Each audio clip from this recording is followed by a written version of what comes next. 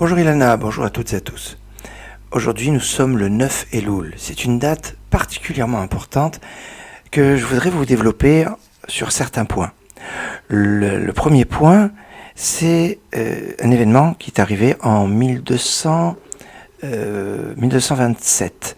1227, le Ramban Nachmanide arrive en Israël et rétablit la place des Juifs dans la ville de Jérusalem où ils avaient été exclus et interdits de séjour pendant un certain moment. Et on peut considérer que le retour en Israël moderne commence à ce moment-là, en 1267, par le Ramban Nachmanide, un grand amoureux de la terre d'Israël, comme on le voit dans ses commentaires fabuleux.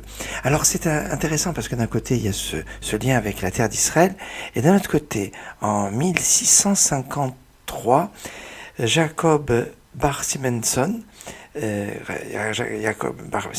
le premier juif qui arrive dans la Nouvelle Amsterdam, qui va devenir New York.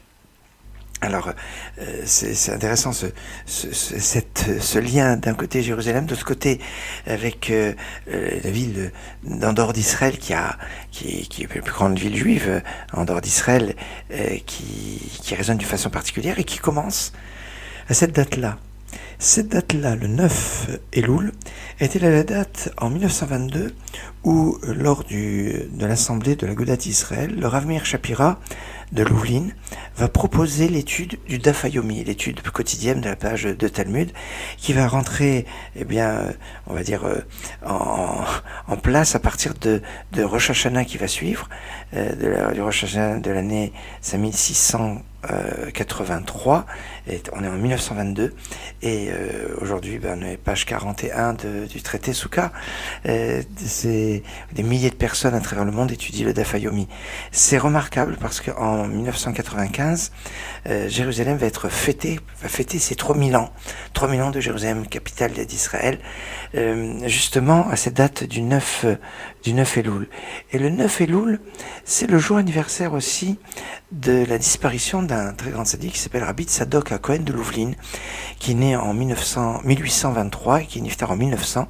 C'est un rave très intéressant qui est cité par de très très nombreuses sources, qui a commencé en étant un mitnaged, un petit peu opposant à la chassidoute, et qui va étudier la chassidoute, qui va se rapprocher notamment de la chassidoute de Libitsa à Radzin, mais qui va avoir des influences de la chassidoute de Louvlin, de la chassidoute de Breslev, de la chassidoute de Chabad, un rave qui va écrire énormément et qui va avoir une connaissance très très puissante parce qu'il va rencontrer beaucoup de rabbanim. Pourquoi ?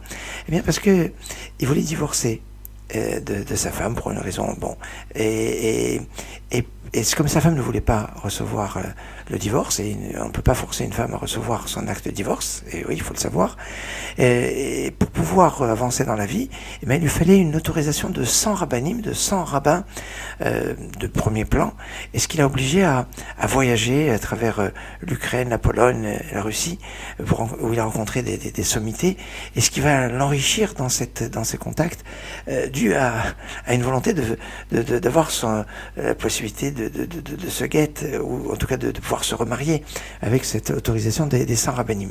Finalement, sa femme va accepter de recevoir le guet, et donc il n'aura pas eu besoin de cette autorisation des 100 rabbanim, mais cette expérience va lui permettre d'avoir cet enrichissement qu'on retrouve dans ces ouvrages remarquables, dans leur originalité, dans leur profondeur.